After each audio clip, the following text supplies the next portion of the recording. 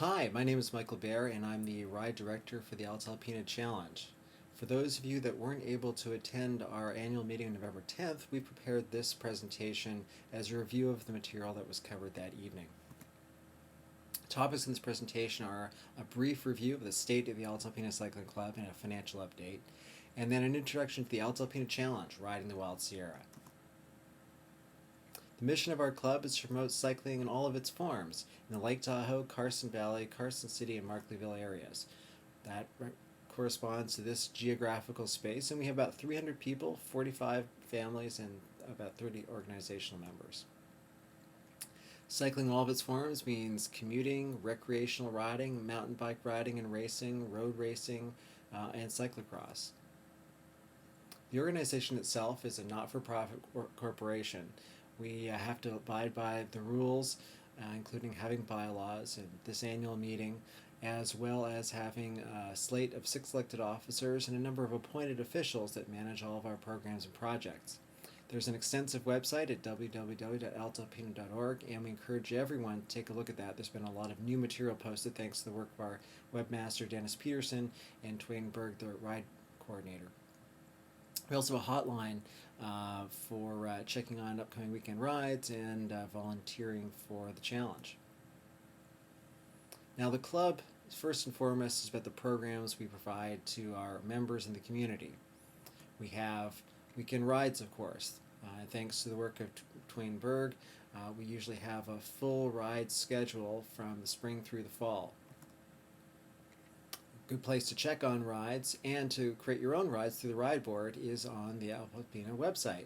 And again, if you haven't taken a look here recently, go back and see all the new rides and ride routes that Twain Berg has posted. The Paceline, our monthly newsletter, is put together by editor Chris Zombro and Michael Bear, the publisher.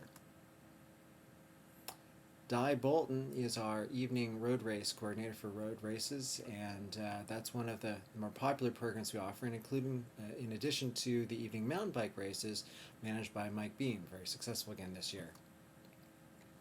And of course, then there's our junior racing team, managed by Mel Maloof. We also like to sponsor collegiate racing through the UNR race team, and of course our own race team, which was on hiatus this year, and we'd like to get that back rolling again next year. Now, above and beyond the programs that we have, we're also, in keeping with our mission, here to support cycling in the community. And we have a number of service projects that we engage in to support that mission. One, managed by Pete Costa, is the highway cleanup. We are responsible for a section of Highway 89, and this year Pete also organized with the Tribal Council a cleanup on Diamond Valley Road. We also have other projects from time to time to support bicycle advocacy through our community, and Tim Rowe and other board members are eager to support bicycle advocacy. We also donate money and time to support investing in facilities throughout our region that support cycling in all of its forms. Last but not least, we have our events. Events bring us together as a club. They are great recreational opportunities as well as great social opportunities. We kick off the season with the Gardnerville 100th Century. This is for club members only, and it's a very popular event, one of our most popular club rides.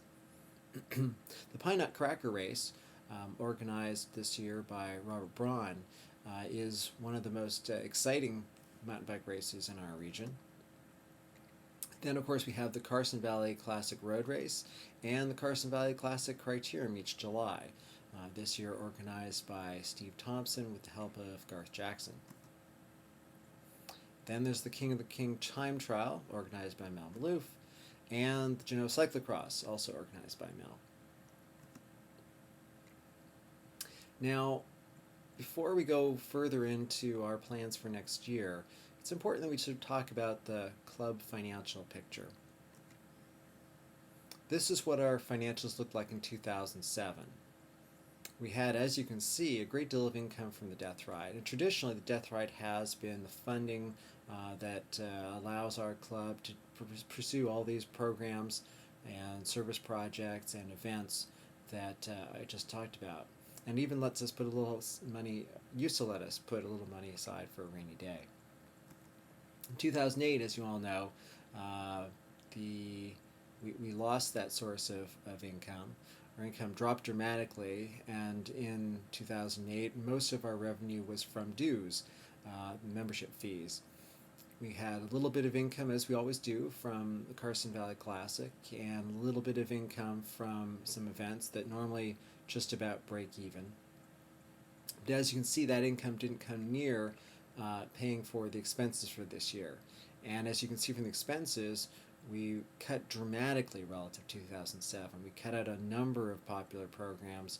We tightened the belt everywhere, um, and we still spent more than $6,000 from our savings. Where we'd like to be going forward is in a place where we have just enough income to cover our expenses, and we've reduced our overall expenses relative to the high-flying situation we were in 2007, but still put our